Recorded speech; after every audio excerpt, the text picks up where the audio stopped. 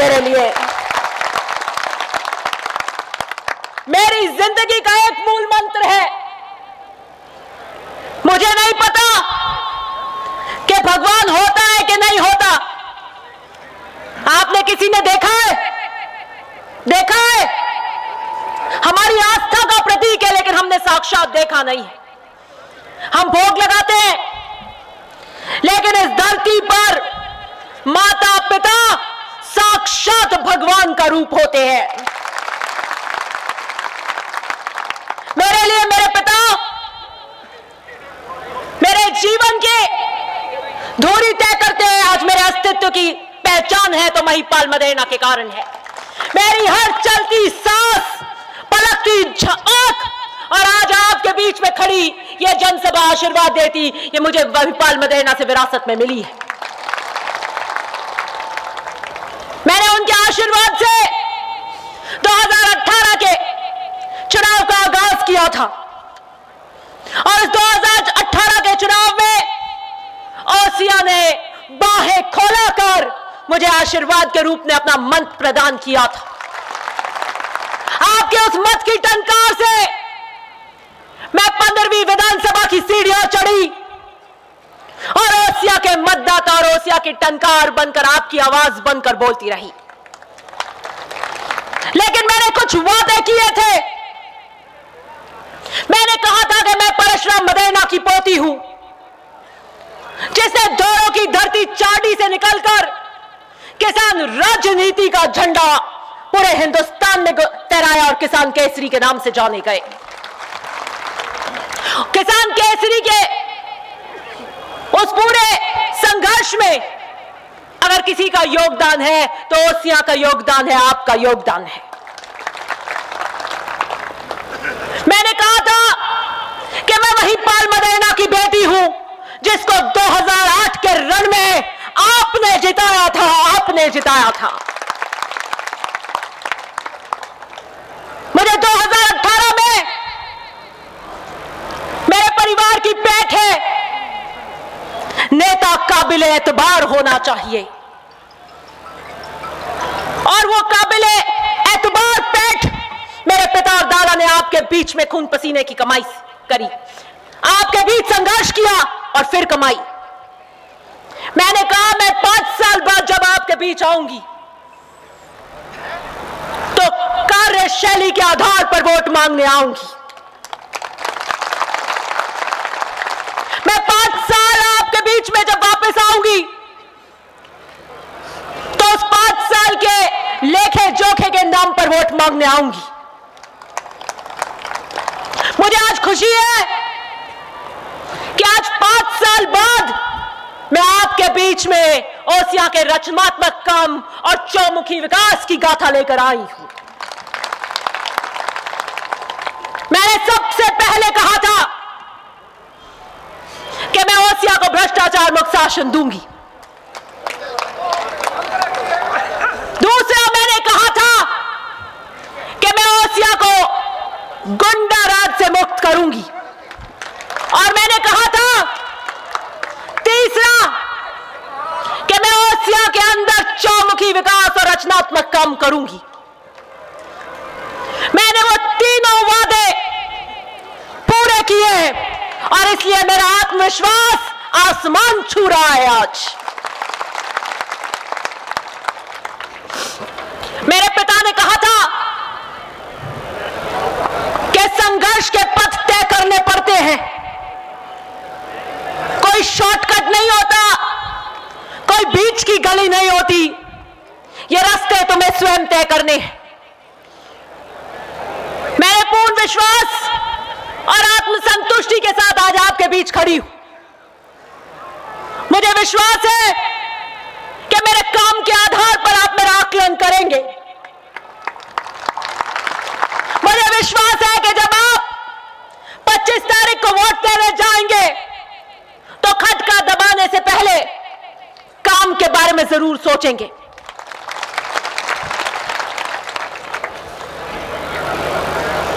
मैंने एक वादा किया था कि मैं भेड़हल्ला की परियोजना लेकर आऊंगी, ये मेरे पिता का अधूरा सपना है। चुनाव में मैं उनके साथ साए की तरह खड़ी थी और उन्होंने ओसिया की जनता को कहा था कि आपके विश्वास का वोट और मत मुझे मिला और महिपाल मदेना को विधानसभा की सीढ़ियां चढ़ने का मौका मिला। तो मैं ओसिया की जनता को वादा करता हूं, मैं इन बहनों को वादा करता हूं कि इनके सर से घड़े उतरवाऊंगा। मैं ओसिया की जनता को हिमालय का मीठा पानी पर पहुंचाऊंगा।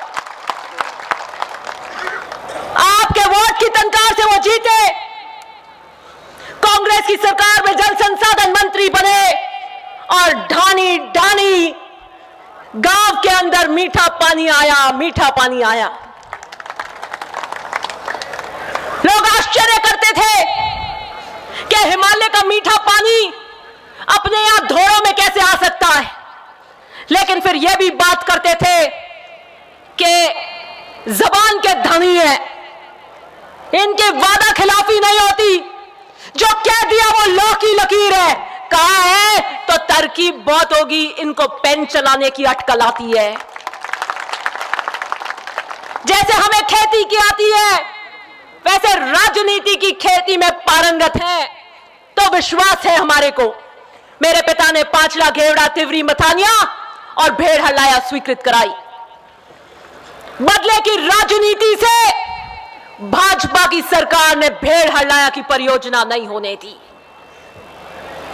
आज भेड़ हलाया की पंचायतें इस सभा में बैठी है, उनको विश्वास नहीं था कि 10 साल बाद अब वो योजना या पानी उनके घर में आएगा कि नहीं आएगा। बार बार मुझसे पूछ रहे थे कि ये स्कीम लेट हो गई है, क्या होगा, पहल के रह गए अब के रह जाएंगे। तो मैं इनका अब की बार ट्रेन छूटने नहीं दूंगी मैं। और मैंने भेड़ हलाया की जो योजना मेरे पिता ने बनाई थी, जिसमें प्रशासनिक स्वीकृति हो गई थी, उसे पुनः खुलवाया। बढ़ती जनसंख्या और नए गांवों के साथ में उसे रीडिजाइन करवाया और उसके अंदर नई बड़ी एहसास पीली टंकियां जुड़वाई। फिर मैंने 5 लाख घेवड़ा और तिवरी मथानिया में भी जुड़वाई, क्योंकि घर घर नल की जो योजना है वो पाइपलाइन की योजना ज्यादा है कि पाइपलाइन से घर घर पाइपलाइन एक्सटेंड करेंगे और घर तक टूटी देंगे।